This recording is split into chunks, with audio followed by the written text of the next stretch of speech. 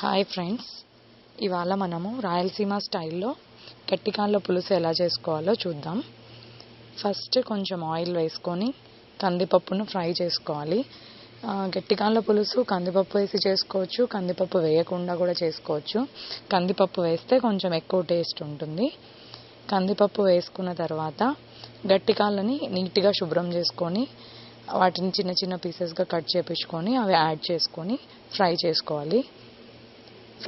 బాగా ఫ్రై చేసుకోవాలి, తగినంత ఆయిల్ వేసుకొని. తర్వాత మనము మసాలా పేస్ట్ని రెడీగా చేసి పెట్టుకోవాలి. అవి ఏమేమి వేయాలి అంటే అల్లం, వెల్లుల్లి, కొబ్బరి, ఆనియన్, ఎండు కొబ్బరి వేసుకుంటే టేస్ట్ ఉంటుంది. అవన్నీ వేసి పేస్ట్ చేసి రెడీగా పెట్టుకోవాలి పక్కన. తర్వాత అందులో పసుపు, కల్లుప్పు యాడ్ చేసి ఫ్రై చేసుకోవాలి. అదంతా నీట్గా ఫ్రై అయ్యే వరకు ఫ్రై చేసుకోవాలి. తర్వాత మనం తయారు చేసుకున్న పేస్ట్ ఉంది కదా, మసాలా పేస్ట్, అది కూడా యాడ్ చేసి ఫ్రై చేసుకోవాలి.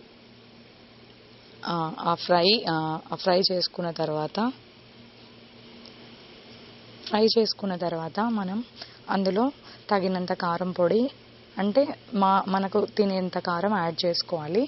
నేనైతే ఒక 2 స్పూన్స్ కారం పొడి, 2 స్పూన్స్ ధనియాల పొడి యాడ్ చేశాను. అవి యాడ్ చేసి ఫ్రై చేసుకోవాలి. ఒకవేళ అప్పుడే కొంచెం ఆయిల్ తక్కువ అయితే చూసుకొని వేసుకొని ఫ్రై చేసుకోవాలి. ఫ్రై చేసుకున్న తర్వాత అందులో తగినంత వాటర్ యాడ్ చేసుకొని, అంటే ముక్కలన్నీ మునగాలి. ఇవి ఉడకాలంటే కొంచెం టైం ఎక్కువ తీసుకుంటుంది. సో అవి ఉడికేంత వాటర్ అన్నీ యాడ్ చేసుకొని అప్పుడే కొంచెం ఉప్పు, కారం అన్నీ చెక్ చేసేసుకొని, ఒకవేళ ఎక్కువ తక్కువ అయితే యాడ్ చేసేసుకొని మనం కుక్కర్ మూత పెట్టేయాలి. కుక్కర్ విజిల్ పెట్టేసి ఆ కుక్కర్ విజిల్ ఒక 20 విజిల్స్, 15 to 20 విజిల్స్, అది మనం తీసుకునే మటన్ని బట్టి ఉంటుంది, అంటే కాళ్ళని బట్టి, మనం తీసుకున్న మీట్ని బట్టి ఉంటుంది. కొన్ని తొందరగానే ఉడుకుతాయి, కొన్ని ఉడకడానికి టైం పడుతుంది. సో మినిమం ఒక 15 విజిల్స్ వచ్చే వరకు పెట్టుకొని చూసుకోవాలి. ఉడకకపోతే ఓపెన్ చేసి చెక్ చేసుకొని మళ్ళీ విజిల్ పెట్టుకుంటే సరిపోతుంది. నేనైతే ఒక 20 విజిల్స్ పెడతాను. మినిమం ఒక 15 to 20 విజిల్స్ పెడతాను. పెట్టి యాడ్ చేసుకున్న తర్వాత కుక్కర్ పెట్టేసి వదిలేయాలి అలాగే.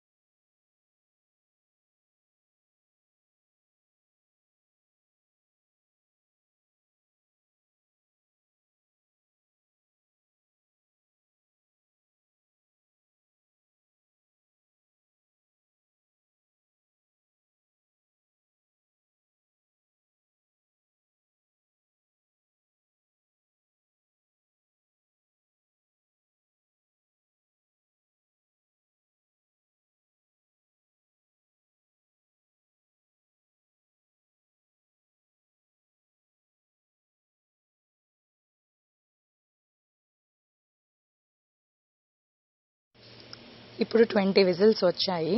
ఇప్పుడు ఓపెన్ చేసి చూద్దాము కర్రీ రెడీ అయిందో లేదో. చూడండి, ముక్క ఎంత సాఫ్ట్గా ఉడికిందో కూడా చూపిస్తాను.